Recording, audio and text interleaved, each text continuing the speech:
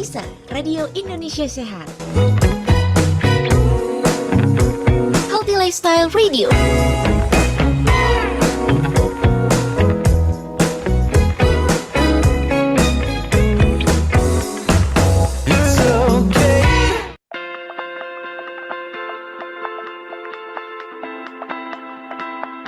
Raisa Radio.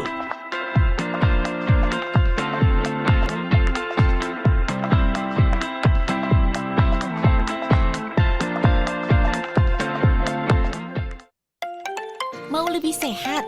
Yuk dengerin Bincang Sehat.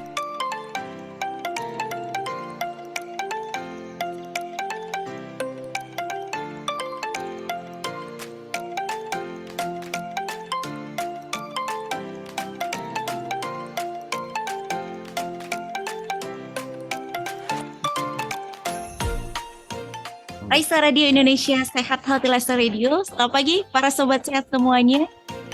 Apa kabar nih pagi hari ini sobat sehat? Semoga kabar baik dan juga bahagia menyertai Anda di pagi hari ini karena kita sudah beranjak di akhir Februari sobat sehat. Artinya besok pagi kita akan mengawali bulan Maret ya sobat sehat. Semoga bulan depan lebih baik daripada bulan ini sobat sehat. Dan jangan lupa untuk mengawali hari dengan senyum, karena senyum ini bisa bermanfaat untuk tubuh kita, bisa memunculkan hormon yang positif, biar kita jadi lebih bahagia hari ini, sobat sehat. Dimanapun Anda berada, sobat sehat, terima kasih Anda selalu setia stay tune di Raisa Radio. Untuk para sobat sehat yang mendengarkan di radio aplikasi streaming juga selamat pagi. Di website kami yang sudah menunggu tentang topik hari ini di radioindonesiasehat.com dan di Zoom juga. Selamat pagi, sobat sehat. Pagi hari ini Sobat Sehat, di pagi yang cerah ini 28 Februari 2023 Raisa Radio akan mengajak Anda untuk kita bersama mengenal nih tentang transplantasi ginjal yang mungkin para Sobat Sehat banyak yang belum tahu atau mungkin taunya dari film ya Sobat Sehat. Nah, hari ini kita akan mengenal bagaimana transplantasi ginjal dan Raisa Radio akan menemani Anda selama kurang lebih 1 jam ke depan Sobat Sehat bersama dengan narasumber kami yang sudah hadir. Pada kesempatan hari ini kami ucapkan terima kasih banyak kepada Dr. Tanaya Ginarawa, spesialis urologi konsultan dari Departemen Ilmu Bedah FKKMK UGM. Terima kasih banyak Dr. Tanaya. Dan pagi hari ini Sobat Sehat, Dr. Tanaya tidak sendiri bersama dengan Dr. Aha Wisdakusuma dari Departemen Ilmu Bedah FKKMK UGM bersama dengan Dr. Tanaya dan Dr. Wisda. Sobat Sehat, kami akan menemani Anda. Tentu para Sobat Sehat yang di Zoom juga boleh kalau mau bertanya, silakan dituliskan di kolom chat di bawah ini atau raise hand. Dan bagi para Sobat Sehat yang berada di radio, kami persilakan untuk Anda bisa bergabung. Seperti biasa, kirimkan saja pertanyaan Anda di 0812 3239 7300 dengan format nama dan Anda sedang di mana atau dari minat apa, serta pertanyaannya apa. Dan mari kita simak edisi pagi hari ini. Semoga bermanfaat Sobat Sehat. Waktu saya berikan kepada Dr. Wisda. Silakan Dok. Oke, baik. Terima kasih kepada Mbak Galuh. Terima kasih kepada FKKMK UGM yang telah memberikan kesempatan bagi kami.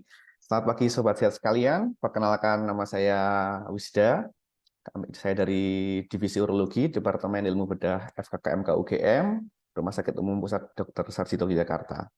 Baik, Sobat Sehat sekalian, pagi hari ini kita akan bersama-sama berbincang-bincang santai dengan narasumber kita. Beliau adalah sekaligus guru saya, senior saya.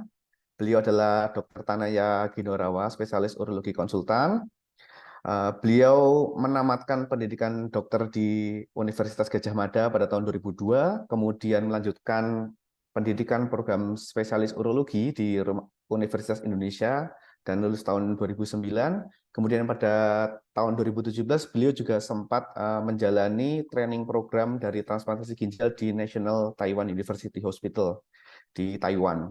Saat ini beliau aktif di pengurus INA STU, yaitu Persatuan untuk Transplantasi Urologi di Indonesia, aktif sebagai member dari Ikatan Ahli Urologi Indonesia juga, dan juga aktif di INA SFU. Baik, untuk selanjutnya mungkin begini Dr. Tanaya, mungkin banyak sekali para sobat sehat sekalian yang Mungkin masih penasaran nih dok, kira-kira transplantasi ginjal, cangkok ginjal itu sebenarnya apa tuh dok? Kan ada yang bertanya-tanya nih, apa sama kayak yang di film-film ya dok ya? Ginjalnya diambil, dijual, kemudian dibeli di pasar gelap. Apakah seperti itu atau bagaimana dokter Tana ya? Baik, terima kasih. Assalamualaikum warahmatullahi wabarakatuh. Ya, selamat pagi sobat sehat sekalian. Selamat pagi Bu Galuh dan Dr. Wisda. Ya, jadi izinkan perkenalkan, nama saya Tanaya Ginurawa dari Divisi Urologi, ya FKKMK UGM.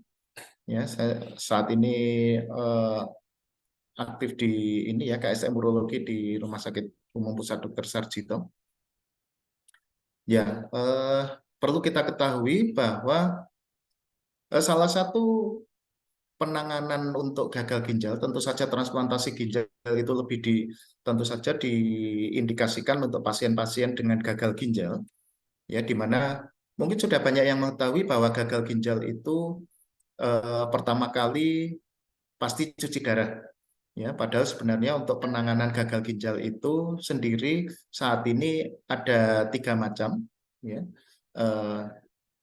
Dua itu cuci darah atau kita sebut dengan hemodialisa, ya. Kemudian yang kedua itu peritoneal dialisis, ya. Jadi cuci darahnya itu melewati membran dari rongga perut, dan yang terakhir yang efektivitasnya paling baik adalah dengan menggunakan transplantasi ginjal, ya. Di mana transplantasi ginjal itu prosesnya adalah memindahkan ginjal dari pasien donor, kemudian nanti akan diangkat ginjal dari donor, kemudian akan seperti istilahnya dipasangkan ke ginjal dari resipien, ya. Sehingga nanti pada hasil akhirnya bahwa ginjal resipien itu ada 3, jadi ada 2 ginjal asli dari resipien dan 1 ginjal yang dicangkokkan, ya. Jadi prosedurnya untuk tindakannya seperti itu, ya. Tapi sebelumnya juga perlu kita ketahui bahwa ada beberapa persiapan yang harus kita ini ya, yang harus dikerjakan, ya, dalam rangka untuk transplantasi ginjal itu sendiri, karena salah satu yang paling penting dalam persiapannya adalah mempersiapkan bagaimana dengan kecocokan antara donor dan resipien. Sehingga di sini tentu saja harus diperhatikan bagaimana kecocokannya, sehingga diharapkan bahwa ginjal yang dicangkokkan itu tidak hanya berfungsi seminggu, 2 minggu, atau sebulan, 2 bulan, tapi kita harapkan dalam jangka waktu panjang, bahkan sampai seumur hidup dari pasien resipien tersebut, ya. Nah, untuk menjawab pertanyaan dari Dr. Wisda tadi, bagaimana dengan sebenarnya ada nggak sih apakah dengan cangkok ginjal itu bagaimana dengan pengadaan ginjalnya, apakah ada seperti proses transaksi seperti itu, ya.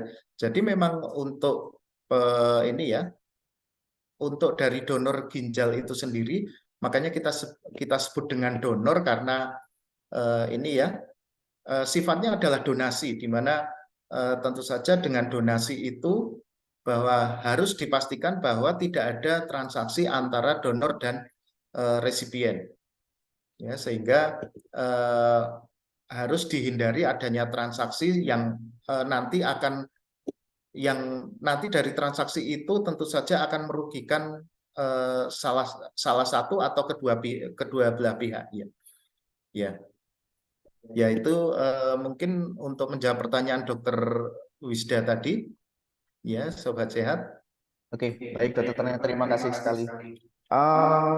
Jadi bisa kita simpulkan ya dok ya, memang salah satu terapi dari gagal ginjal adalah transplantasi ginjal. Jadi memang tidak hanya transplantasi ya, yang sering kita jumpai di masyarakat justru cuci darah, ya, justru penggunaan CAPD atau ambulatory dialisis dan sebagainya. Jadi justru memang beberapa masyarakat ini belum tahu nih dokter bahwasanya nih transplantasi ginjal ini merupakan terapi terbaik ya dok ya untuk gagal ginjal ya dok ya. Dan memang ini menyingkirkan stigmatisasi di masyarakat dok, bahwa oh selama ini tuh ginjal itu dijual ya, selama ini tuh ginjal itu dibeli ya. Ternyata tidak seperti itu ya dok ya, tidak boleh ada transaksi jual beli ya dok ya. Baik itu antara donor maupun resipien maupun melalui pihak ketiga. Jadi memang tidak seperti di film-film. Jadi ginjal bisa dijual, ginjal bisa dibeli dan sebagainya. Jadi memang harus ada hubungan yang bersifat sukarela atau donasi yang tidak bisa dikomersialisasi atas dasar apapun. Demikian nggih Dokter Tanaya nggih. Baik, ini ada beberapa pertanyaan nih Dok dari salah satu pendengar dari Gary Ardian. Ada pertanyaan dari Gary, bagaimana nih Dok dampak kira-kira bagi orang yang mendonorkan ginjalnya? Karena kan ginjalnya hanya tinggal satu nih Dok. Nah, apakah ada dampak kesehatan tertentu bagi orang tersebut? Dan pertanyaan kedua dari Anita Trirahayu nih Dok. Kira-kira indikator kecocokan ginjal itu apa saja Dok? Apa harus keluarganya atau tidak? Dan apa saja nanti yang kira-kira akan dicek atau diperiksa kalau seseorang ini berkeinginan untuk menjadi donor ginjal? Oke, demikian dokter. Mungkin bisa dijawab pertanyaan pertama dulu dok.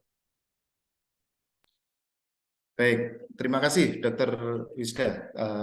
Saya jawab dulu pertanyaan pertama dari ini dari Gary Ardian ya. Jadi dampak kesehatan orang yang mendonorkan ginjalnya ya.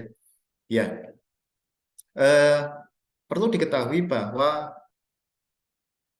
seorang jadi manusia itu bahkan bisa hidup dengan satu ginjal. Makanya kenapa untuk proses donor ginjal itu masih memungkinkan. Tentu saja ini ya untuk donor hidup tentu saja hanya satu yang bisa didonorkan karena pasien donor sendiri juga membutuhkan minimal satu ginjal untuk ini ya mempertahankan fungsi tubuhnya.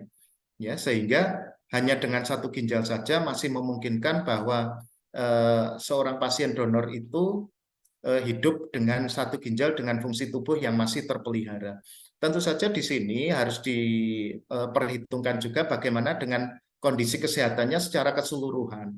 Artinya pasien-pasien yang berpotensi ya terjadi gangguan fungsi ginjal, ya tentu saja tidak memungkinkan untuk dilakukan ini ya pengangkatan ginjal untuk donor.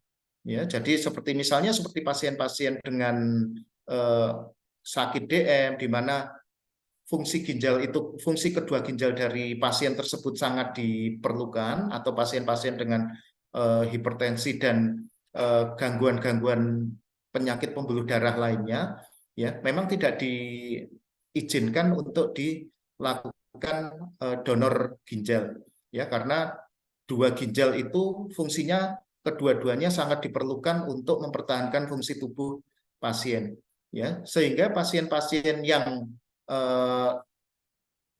menjadi kandidat untuk dilakukan donor ginjal itu adalah pasien-pasien dengan kesehatan yang cukup baik ya jadi memang harus ini ya harus benar-benar sehat tidak ada penyakit-penyakit metabolik penyakit-penyakit pembuluh darah atau bahkan penyakit ginjal itu sendiri ya sehingga memang ada ini ya memang ada kriterianya jadi pasien yang mendonorkan ginjal itu harus benar-benar pasien yang cukup sehat ya jadi di sini setelah donor itu mendonorkan ginjalnya ya ginjalnya tinggal satu tentu saja pasien donor harus menjaga kesehatannya ya seperti konsumsi obat kemudian asupan makanan yang harus cukup sehat ya kemudian konsumsi minum yang harus yang cukup sehingga dimungkinkan ginjal yang tinggal satu itu nanti akan tetap bisa bertahan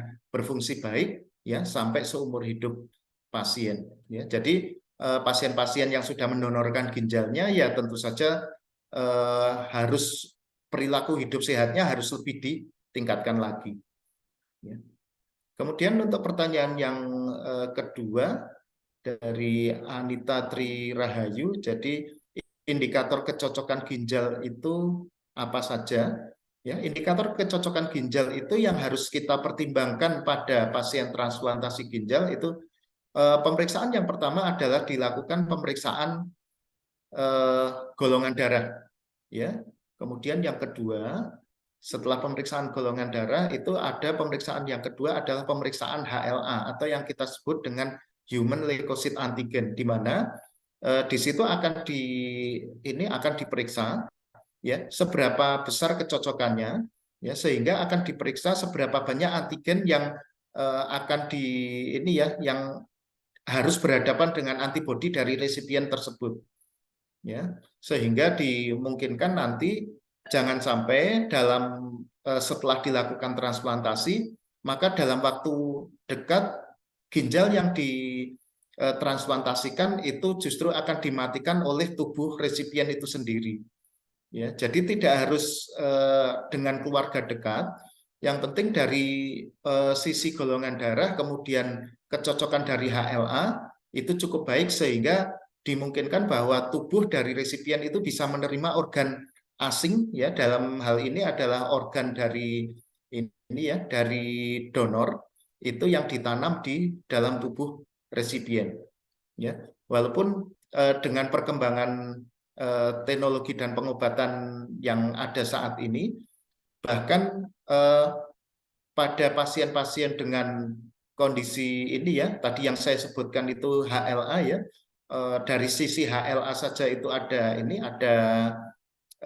sedikit ketidakcocokan, itu masih memungkinkan dengan penggunaan obat-obatan imunosupresan sehingga antibodi dari resipien itu ditekan, sehingga antibodi dengan kondisi antibodi yang ditekan tersebut, maka antibodi yang ada di dalam tubuh resipien itu cukup rendah sehingga tidak mematikan organ asing ginjal dari donor yang akan ditanam di tubuh resipien. Begitu, Dr. Wisda, untuk pertanyaannya. Terima kasih, jelas sekali ya penjelasan dari Dr. Tanaya barusan, bahwa memang tidak harus antara donor atau dengan resipien itu memiliki hubungan darah langsung atau keluarga, ya, bisa tidak berhubungan, ya, dan hubungan keluarganya pun tidak harus langsung kakak adik, bapak ibu dan sebagainya, tapi bisa juga saudara jauh. Yang penting tadi satu, memang donor syaratnya harus dalam kondisi kesehatan yang prima dan dilakukan HLA matching sebelumnya, ya, Dok, ya. Baik, ini ada pertanyaan juga dari Sasha nih, Dok. Ini bagaimana nih, Dok, kira-kira kalau di Indonesia, terutama di Jogja nih, Dok, alur pencarian donor ginjal, Dok. Kalau di luar negeri mungkin kita sering lihat ada donor yang diambil dari kadaver atau orang yang sudah mati batang otak, atau mungkin ada juga donor-donor yang didapatkan dari sumber lain. Nah, ini kalau kira-kira di Jogja ini prosedur untuk mencari donor bagaimana, Dok? Dan kalau nanti memang ada orang atau keluarga yang berkenan untuk menjadi donor, prosedurnya kira-kira bagaimana kalau di Rumah Sakit Sarjito nih, Dokter? Demikian, Dokter. Ya, baik. Terima kasih, Dr. Wisda. Jadi ini ya, sobat sehat sekalian. Jadi untuk alur pencarian donor, ya, itu memang kalau di Rumah Sakit Sarjito dari tim medis sendiri tidak ada prosedur untuk mencarikan donor, ya.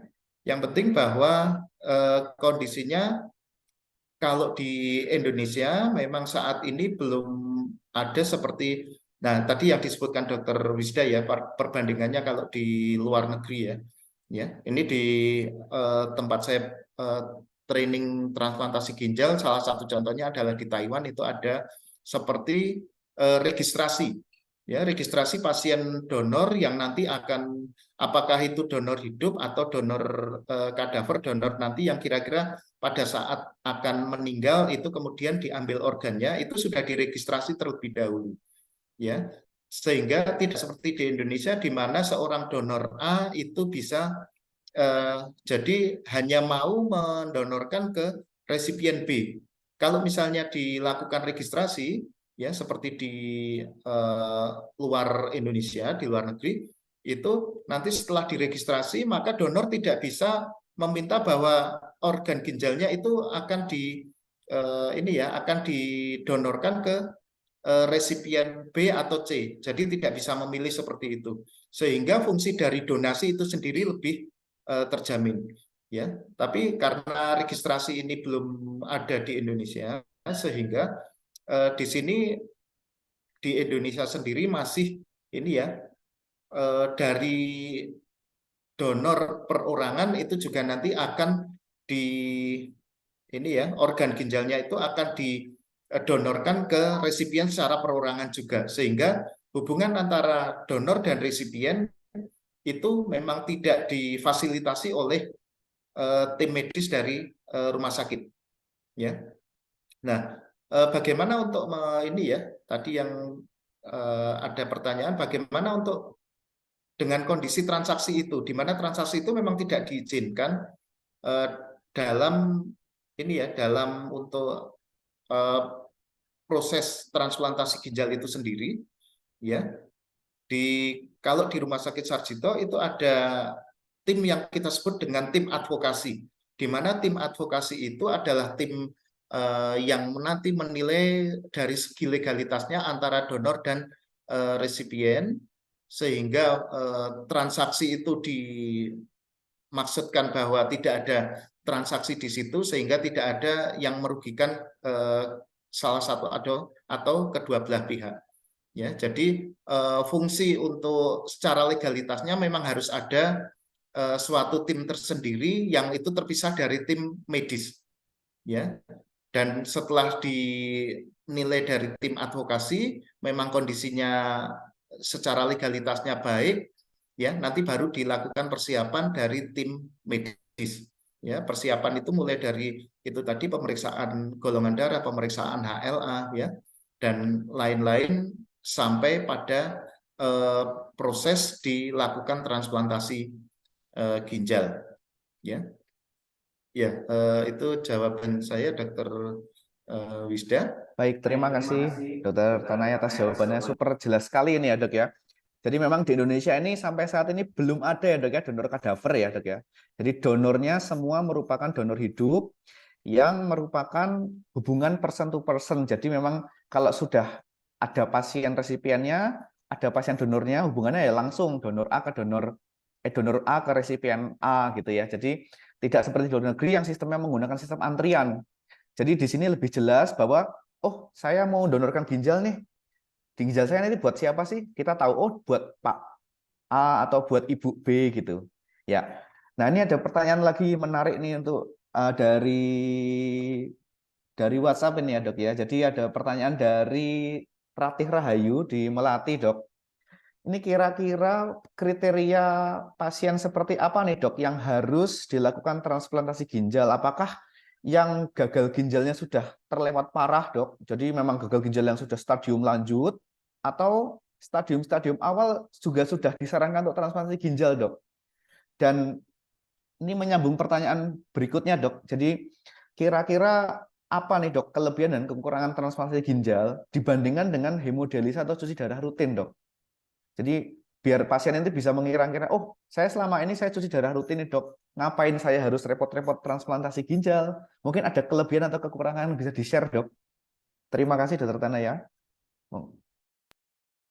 Baik, terima kasih Dokter Wisda. Jadi memang ini ya, kita lihat bahwa indikasi untuk dilakukan transplantasi ginjal itu tidak ada batasan berapa lama dilakukan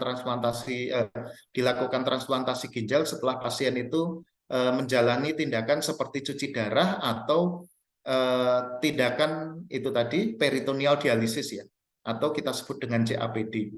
Itu tidak ada batasannya. Artinya pasien-pasien yang memang masuk kategori dalam gagal ginjal ya, dan sudah masuk ke kondisi cuci darah itu memungkinkan untuk ditransplantasi ginjal, karena di situ berarti diindikasikan bahwa fungsi ginjal dari resipien itu sudah tidak berfungsi lagi sehingga harus digantikan oleh mesin ya. Nah, itu indikasi untuk dilakukan transplantasi. Hanya saja perlu diketahui bahwa semakin lama dilakukan cuci darah, artinya semakin lama dari kondisi onset pasien tersebut itu sudah mengalami gagal ginjal, ya, maka keberhasilan untuk dilakukan transplantasi ginjal, ya, jadi keberhasilannya setelah dilakukan transplantasi ginjal itu juga relatif lebih rendah dibandingkan pasien-pasien yang onset dari gagal ginjalnya itu Ya. belum lama, ya. Kemudian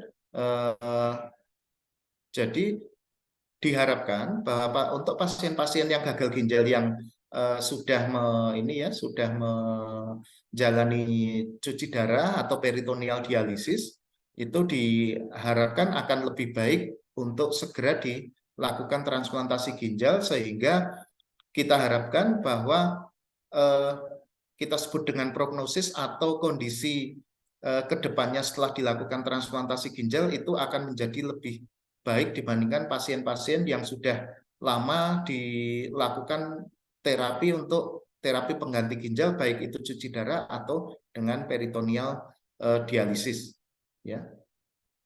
Nah, kemudian untuk pertanyaan kedua, bagaimana dengan kelebihan dan kekurangan transplantasi ginjal dibandingkan dengan hemodialisa, ya. Kembali lagi bahwa tentu saja pasien dengan hemodialisa cukup banyak kekurangannya, ya. Pasien harus meluangkan waktu untuk cuci darah paling tidak 5 jam, kemudian frekuensinya harus cukup sering, ya. Bahkan pasien-pasien yang tidak memungkinkan untuk cuci darah di rumah, itu pasien harus meluangkan waktu untuk ke rumah sakit, ya. Ya, kemudian untuk yang terapi kedua kita bandingkan dengan peritoneal dialisis, ya, di mana peritoneal dialisis itu dialisis atau cuci darah itu dengan menggunakan rongga perut, ya, sehingga ada cairan yang dimasukkan ke selang yang masuk ke rongga perut, kemudian dimasukkan, kemudian ditahan sejenak, kemudian baru dikeluarkan. Itu yang cukup cukup populer, ya. Jadi cukup banyak pasien yang melakukan tindakan ini, ya. Setelah itu tentu saja walaupun pasien itu bisa dikerjakan di rumah, tapi begini, kalau CAPD itu pasien tetap harus kondisi istirahat di rumah, ya. Walaupun beberapa jam, itu pasien tetap harus meluangkan waktu untuk bisa untuk bisa melakukan cuci darah, ya, dengan peritoneal dialisis tersebut, ya. Nah, ini yang tentu saja berbeda sekali dengan transplantasi ginjal, di mana ginjal itu organ yang cukup baik untuk menyaring darah yang sampai saat ini belum bisa digantikan oleh oleh buatan manusia sekalipun, ya. Jadi ukuran ginjal itu cukup kecil tapi bisa menyaring darah dengan cukup baik sampai bisa mempertahankan fungsi tubuh, ya. Dimana kalau misalnya sudah ditransplantasi ginjal, tentu saja pasien seperti ini perilaku hidupnya seperti orang normal. Jadi aktivitas biasa, kemudian nanti produksi kencing juga normal, ya. Semuanya itu tuh normal seperti orang sehat. Hanya saja memang tidak seperti orang sehat yang 100% sehat, karena pasien-pasien dengan transplantasi ginjal itu minimal harus minum obat dan kontrol rutin untuk untuk follow up dari fungsi ginjalnya yang sudah ditransplantasikan, ya. Jadi memang kelebihannya transplantasi ginjal tentu saja cukup banyak, karena pasien di sini tidak tidak harus meluangkan waktu khusus, ya, untuk untuk membersihkan darahnya, begitu, ya. Ya, begitu Dokter Wisda, ya, sobat sehat semuanya, untuk jawabannya. Baik. Baik, terima kasih atas jawabannya dokternya, cukup jelas sekali, ya. Jadi mungkin kalau saya rangkum bagi para sobat sehat sekalian yang masih bertanya-tanya, ya, kira-kira kalau orang gagal ginjal tuh diapain sih pengobatannya? Ya ada 3 pilihannya, ya. Yang pertama memang dengan menggunakan hemodialisis atau cuci darah, ya. Jelas membutuhkan waktu karena harus ke rumah sakit dan tidak 10 menit 15 menit, tapi dilakukannya berjam-jam, bisa sampai 4-5 jam sekali datang, dan tidak hanya mungkin sekali seminggu, ya Dok, ya. Jadi bisa mungkin sampai 2 kali per minggu, atau bahkan ada beberapa yang sampai ekstrim 3 kali per minggu. Jadi tentunya itu membutuhkan biaya yang lebih, kemudian membutuhkan waktu yang lebih, ya, dan juga memberikan dampak psikologis yang kurang baik bagi pasien, karena pasien bolak-balik ke rumah sakit. Jadi dia merasa, kok aku nggak sembuh-sembuh karena ke rumah sakit, ya. Kemudian pilihan kedua itu yang tadi disebut sebagai peritoneal dialisis, atau orang sering menyebut sebagai CAPD, ya dok, ya, atau Continuous Ambulatory Peritoneal Dialysis. Memang enaknya dia bisa dilakukan di rumah, pasien tidak harus ke rumah sakit lebih sering dibandingkan dengan cuci darah, tapi memang membutuhkan waktu dan juga perawatan selang di perut itu yang memang tidak mudah juga, ya dok, ya. Mungkin bisa terjadi infeksi, kadang juga selangnya kadang macet dan sebagainya. Jadi memang sampai saat ini transplantasi ginjal atau cangkok ginjal ini merupakan memang pilihan ketiga, tetapi pilihan yang paling baik, dok, karena memang quality of life atau kualitas hidup pasien jauh lebih meningkat. Dia tidak perlu ke rumah sakit, dia tidak perlu meluangkan waktu untuk dialiri cairan seperti di peritoneal dialisis, ya, dan pasien nyaris mendekati kehidupan orang normal pada umumnya. Baik, Dokter Tana, ini cukup asik ya pertanyaannya, cukup banyak juga, dok. Cuma memang ini kita sepertinya sudah berjalan setengah jam lebih. Mungkin kita akan break dulu sebentar, dok, sambil menunggu beberapa pertanyaan lain dari Sobat Sehat sekalian. Mungkin akan saya kembalikan selanjutnya ke Mbak Galuh. Baik, terima Dipersilakan, kasih Mbak banyak. Galuh. Ya. Terima kasih Dr. Wisda dan Dr. Tania. Kita izin break dulu sejenak. Dan Sobat Sehat, menarik sekali ya pembahasan di pagi hari ini tentang transplantasi ginjal. Banyak hal baru yang kita dapatkan pagi ini, Sobat Sehat. Dan tentu kami persilakan untuk Anda bisa bergabung kembali setelah ini ya di 0812-3239-7300. Kami masih akan menemani Anda, Sobat Sehat, sampai dengan jam 10 pagi nanti. Dan mari kita jeda sejenak. Raisa Radio akan menemani Anda dengan satu lagu Take a Chance with Me, tetap di Raisa Radio Indonesia Sehat. Raisa Radio Indonesia Sehat. Healthy Lifestyle Radio.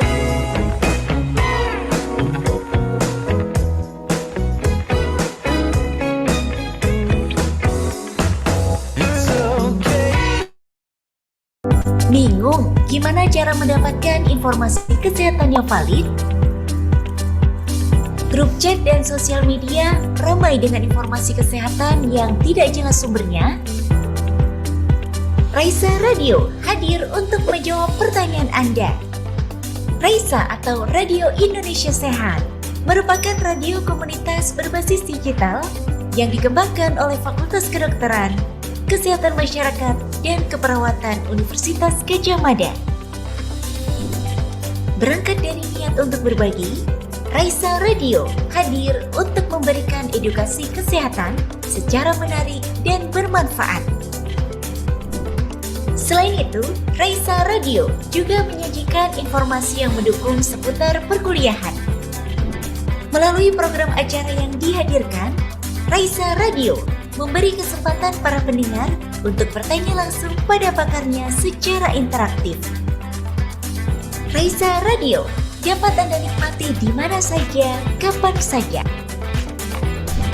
Dengan cara mendownload aplikasi Raisa Radio yang tersedia di Play Store atau website di radioindonesiasehat.com. Siaran Raisa Radio dapat Anda dengarkan kembali melalui podcast kami di Spotify. Dapatkan informasi seputar jadwal program acara Raisa Radio melalui Instagram kami di @raisa_radio_ugm.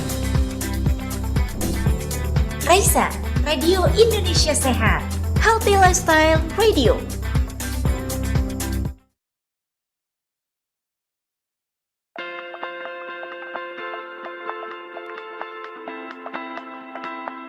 Raisa Radio.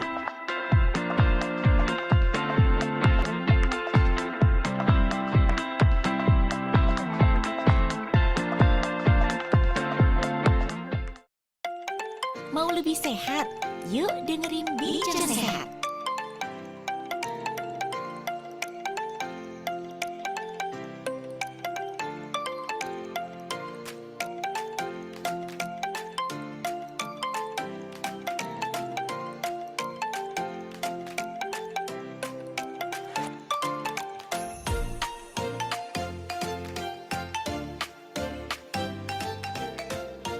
Sobat Sehat, terima kasih ada masih bersama kami di Radio Indonesia Sehat di program kami di Bincang Sehat. Sobat Sehat, satu persatu mitos di luar sana sudah terjawab ya, terutama tentang transplantasi ginjal ini di pagi hari di Sobat Sehat. Masih bersama dengan Dokter Tanaya dan juga Dokter Wisda nih dari Departemen Ilmu Bedah FKKMK UGM. Kami masih akan menemani Anda sampai nanti tepat pukul jam 10 pagi. Jadi terima kasih untuk para sobat saya sudah mengajukan pertanyaan ya. Satu persatu nanti akan kami jawab untuk Anda. Jadi tetap simak terus Raisa Radio dan waktu saya kembalikan ke Dokter Wisda. Silakan Dok. Ya, terima kasih Mbak Galuh. Ya, masih semangat pagi ya sepertinya Mbak Galuh ya, masih semangat pokoknya. Oke, baik. Ini mungkin selanjutnya ini ya ada beberapa pertanyaan juga dari masyarakat awam nih Dok. Terkait kira-kira nih kalau ada saudara atau pasien yang berkenan untuk melakukan transplantasi ginjal karena aku udah capek lah pengen cangkok ginjal saja. Ini kira-kira yang pertama bisa dilakukan di mana Dok? Apakah harus di Rumah Sakit Sarjito? Apakah bisa di rumah sakit luar, Dok? Kemudian yang kedua, terkait biaya nih, Dokter. Memang isu biaya ini menjadi isu di mana-mana, Dok ya. Ada yang bilang kalau cangkok ginjal ini habis ratusan juta, habis sekian miliar, habis sekian angkanya, pokoknya angka-angka banyak lah. Itu apakah benar nih, Dokter Tanaya? Mungkin bisa dijawab, Dokter, untuk menjawab mitos yang berkembang di masyarakat nih, Dok. Monggo, Dokter. Ya baik, terima kasih Dr. Wisda. Ya, terima kasih sobat sehat sekalian ya. Jadi bagaimana dengan kondisi pembiayaan untuk ini ya, untuk transplantasi ginjal ya. Untuk saat ini bahwa tindakan transplantasi ginjal itu masih ini ya ditanggung penuh oleh asuransi Indonesia atau kita sebut dengan BPJS ya. Jadi masih bisa ditanggung penuh. Ini kalau di Rumah Sakit Sarjito ini sendiri masih bisa ditanggung penuh. Jadi operasi untuk donor, kemudian untuk resipien dan beberapa persiapan pada pasien baik donor maupun resipien yang istilahnya yang masuk kategori pasien-pasien dengan low risk itu masih bisa ditanggung oleh BPJS ya. Ada satu persiapan pemeriksaan yang memang tidak bisa ditanggung oleh BPJS kalau akan dilakukan di Rumah Sakit Sarjito itu tadi yang saya sebut dengan pemeriksaan HLA. Ya, karena HLA di sini sendiri biayanya cukup tinggi ya. Kalau untuk biayanya mungkin nanti bisa meminta info saja ke Rumah Sakit Sarjito atau rumah sakit yang akan melakukan transplantasi. Ya, jadi karena apa? Apabila nanti ditakutkan apabila ada pemeriksaan HLA dan kemudian ternyata pasien tidak cocok dan tidak dilakukan transplantasi, maka tidak bisa ditanggung oleh asuransi BPJS. Ya, jadi insya Allah untuk pasien-pasien yang akan melakukan transplantasi ginjal tidak usah khawatir, masih memungkinkan untuk sampai saat ini masih memungkinkan untuk pasien operasi donor dan resipien itu masih ditanggung oleh BPJS kecuali pemeriksaan HLA ya itu. Kemudian untuk yang malah pertanyaan yang pertama ya yang tadi ya yang apakah bisa dilakukan di Rumah Sakit Sarjito, yang jelas transplantasi ginjal itu memang lebih ini ya lebih difokuskan untuk dikerjakan di rumah sakit istilahnya yang rumah sakit yang kriteria paripurna untuk saat ini ya. Jadi sebagai info bahwa ada beberapa rumah sakit yang di Indonesia yang sudah mengerjakan itu yang pertama di RSCM, kemudian di Rumah Sakit Sarjito, kemudian di Semarang, kemudian Bali, ya, Surabaya, Malang, Padang, dan di Aceh. Ya. Jadi beberapa center memang sudah mengerjakan, ya. Tentu saja kembali lagi di pertanyaan tadi Dokter Wisda tadi, masalah pembiayaannya eh, disesuaikan kepada kebijakan dari masing-masing rumah sakit, ya, gitu.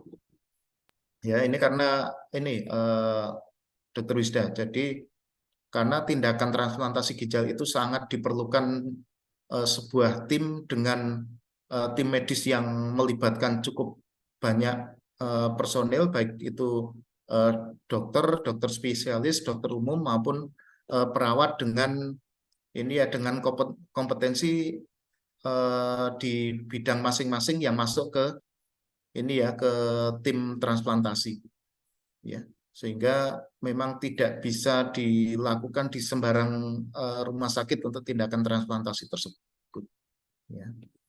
Ya, begitu Dokter Wisda untuk jawaban dari dua pertanyaan tersebut. Baik, terima kasih Dokter Tana ya. Jadi kabar baiknya ya memang alhamdulillah nih walaupun prosedur mahal, prosedur spesialistik sekali, ini ditanggung oleh BPJS atau program JKN, namun dengan beberapa syarat ya dok ya. Nanti yang akan dilakukan screening. Jadi memang nanti kalau ada sobat saya sekalian yang memiliki saudara atau kerabat yang ingin melakukan transplantasi atau cangkok ginjal ini bisa datang ke polirenal ya dok ya di Rumah Sakit Umum Pusat Dr. Sarjito. Kemudian nanti akan dilakukan screening awal. Dari screening awal itu nanti ditentukan apakah pasien tersebut layak atau tidak untuk dilakukan donor ginjal. Nah, kembali muncul pertanyaan berikutnya nih dok, bagi orang-orang yang akan melakukan cangkok ginjal bagi pasien-pasien gagal ginjal ini kira-kira ada nggak nih dok komplikasi yang mungkin akan terjadi setelah transplantasi ginjal? Apakah pasti berhasil atau memang mungkin nanti ada beberapa hal yang tidak bisa kita prediksi dan justru menimbulkan hal yang tidak atau kurang baik bagi pasien? Mungkin bisa diterangkan dokter terkait komplikasi dari cangkok ginjal ini dok. Baik, terima kasih Dokter Wisda, terima kasih sobat sehat sekalian. Jadi bagaimana sih sebenarnya, apakah memang transplantasi ginjal itu suatu tindakan yang benar-benar cukup aman ya untuk dilakukan ya? Dengan melihat bahwa donor transplantasi ginjal itu memindahkan donor dari luar, ya. Donor sedekat apapun hubungannya dengan resipien, itu donor ginjal yang akan ditransplantasikan itu tetap berasal dari orang lain. Ya, walaupun donor itu dari keluarga sendiri, keluarga dekat dari kakak, adik maupun ini ya orang tua kandung, ya bahkan saudara kembar siam sekalipun, ya itu tidak ada yang kecocokannya itu 100%. Ya. Jadi kalau dari pemeriksaan HLA itu yang ada yang angka kecocokannya itu tidak ada yang mencapai 16/16.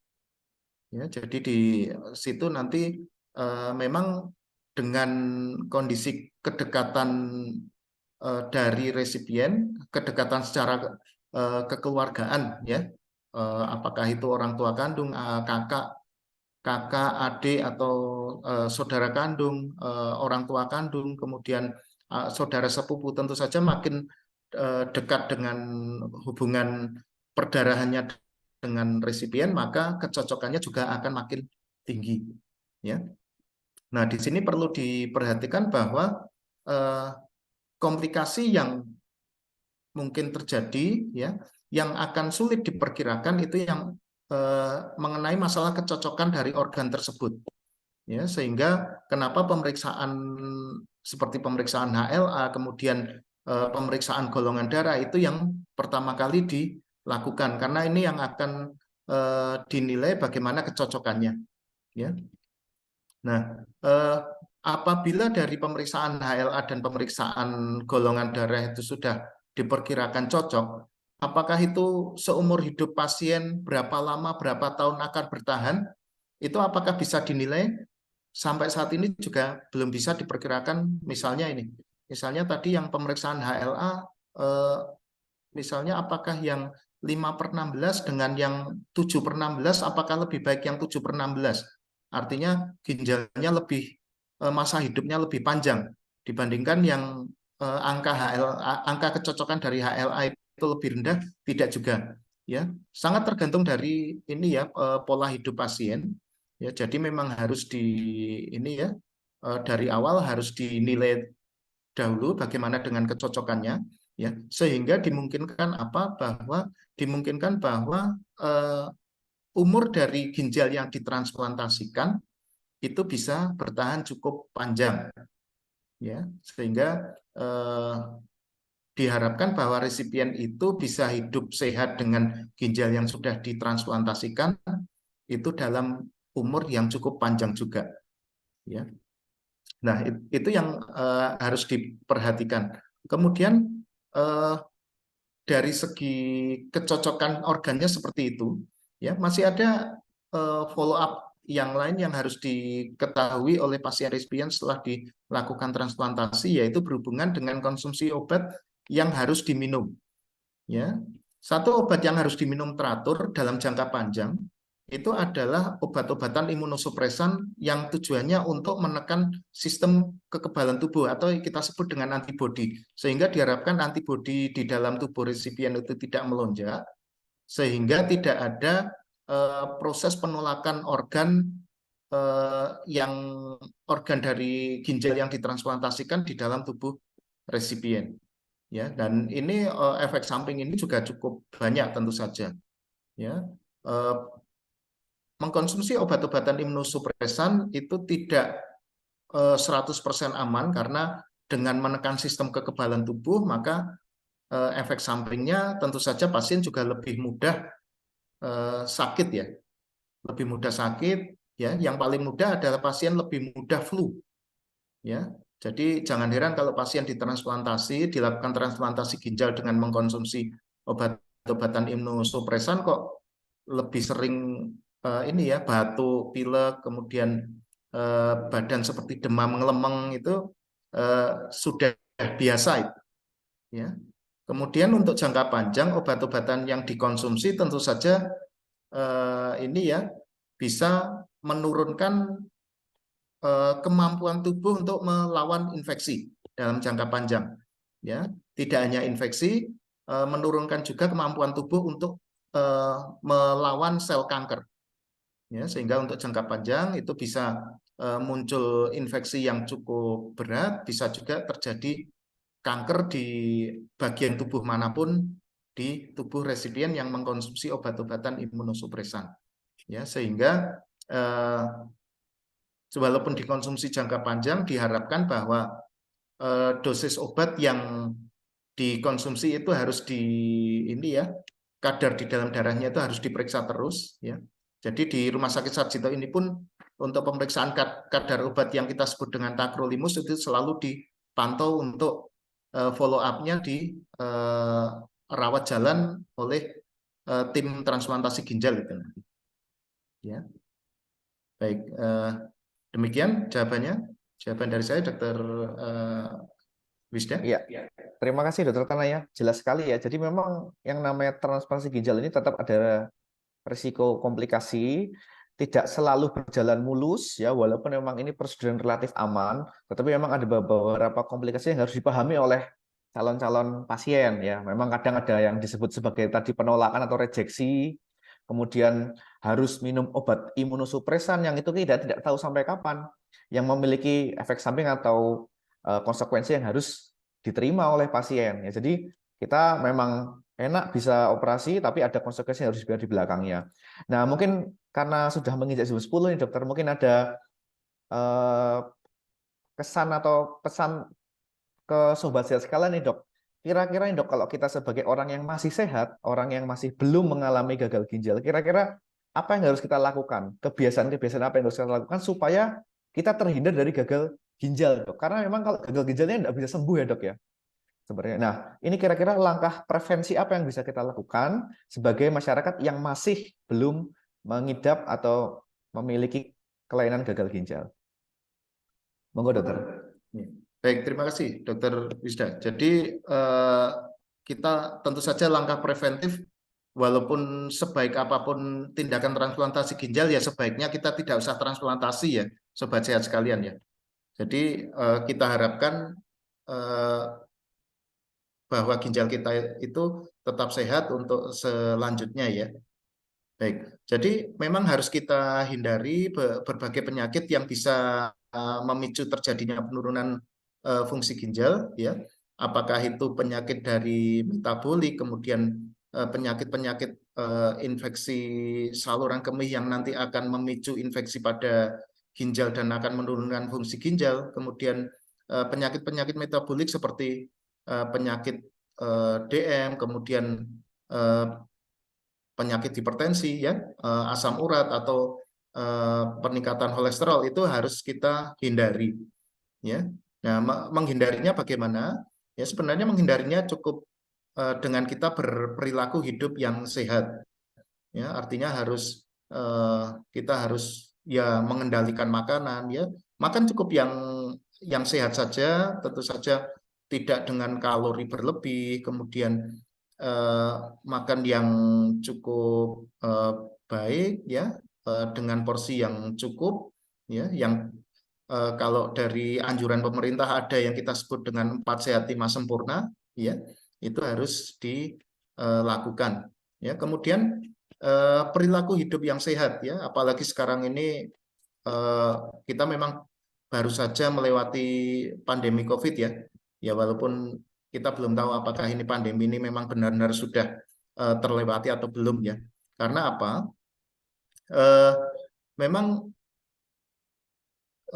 infeksi COVID ini sangat ini ya, mempengaruhi di seluruh sistem tubuh ya.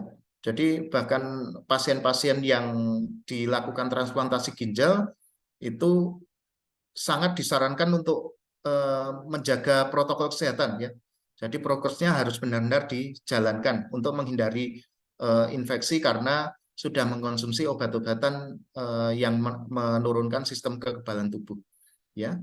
Kemudian tentu saja dengan aktivitas fisik yang cukup ya, aktivitas fisik yang cukup, menghindari stres ya, dan aktivitas yang tidak berlebihan dengan istirahat yang cukup, insya Allah nanti kondisi tubuh itu juga terjaga sehingga diharapkan nanti fungsi ginjal juga akan tetap terjaga kesehatannya. Ya, begitu Dokter Wisda, jawaban dari saya. Terima kasih. Baik, terima kasih atas jawabannya yang sangat jelas sekali ya dari Dokter Tanaya. Mungkin Sobat Sehat sekalian, ini karena keterbatasan waktu ya, kita hanya sampai jam 10. Mungkin nanti kalau masih ada yang penasaran nih atau masih ada yang ingin bertanya, mungkin bisa langsung datang saja ke Rumah Sakit Umum Pusat Dr. Sarjito di Poliklinik ya. Beliau Dokter Tanaya ini sebagai konsultan transplantasi ginjal di Rumah Sakit Dr. Sarjito biasanya ada di hari Rabu ya. Jadi memang kalau memang masih ada yang penasaran nih, kira-kira nih saya udah capek nih dok, saya cuci darah, bisa nggak saya melakukan cangkok ginjal, atau bisa nggak saya, saudara saya, kakak saya dan sebagainya ya. Mungkin demikian bincang sehat pada pagi hari ini. Selanjutnya akan saya kembalikan kepada Mbak Galuh. Baik, terima Terima kasih kasih. banyak. Terima kasih banyak Dokter Tanaya dan juga Dokter Wisda sudah memberikan banyak ilmu baru pagi hari ini. Terima kasih Dok atas ilmunya, dan sobat saya, jadi kita semua jadi semakin tahu nih tentang bagaimana transplantasi ginjal, prosesnya, tadi juga sampai biayanya juga. Semoga informasi pagi hari ini bermanfaat untuk Anda dan sobat sehat yang baru saja bergabung. Tenang saja, dirasa kalau memang informasi ini penting nih dibagikan untuk saudara atau mungkin keluarga Anda atau teman-teman Anda, tenang saja, Anda bisa mengakses Spotify kami untuk bisa membagikan informasi di pagi hari ini kepada rekan-rekan Anda, atau bisa langsung ke RSUP Dr. Sarjito. Sekali lagi terima kasih banyak Dokter Tanaya, Dokter Wisda, selamat menjalankan aktivitas kembali. Salam sehat Dok, salam untuk keluarga nggih, Dokter Tanaya dan juga Dokter Wisda. Ya. Dan terima kasih banyak Sobat Sehat sudah bergabung di pagi hari ini. Mohon maaf bila ada banyak pertanyaan yang belum sempat terjawab. Ini sudah banyak yang masuk. Tapi semoga kita bisa ketemu lagi di lain waktu di Bincang Sehat edisi lainnya. Dan saya Galuh bersama dengan tim Raisa Radio mohon pamit. Mohon pamit ya Dokter Tanaya dan juga Dokter Wisda. Mohon maaf Dok bila ada kesalahan di acara Bincang Sehat ini berlangsung. Semoga Dokter Tanaya dan Dokter Wisda senantiasa diberikan kesehatan dan juga kelancaran atas agenda hari ini. Terima kasih banyak Sobat Sehat semua dan kami mohon pamit dan tetap stay tune di Raisa Radio. Jangan lupa untuk follow Instagram kami di @raisa_radio_ugm. Sobat Sehat, bila ada pertanyaan yang ingin disampaikan kepada Raisa Radio, Anda boleh menghubungi sekali lagi di 0812 3239 7300. Kami pamit, salam sehat dan sampai jumpa.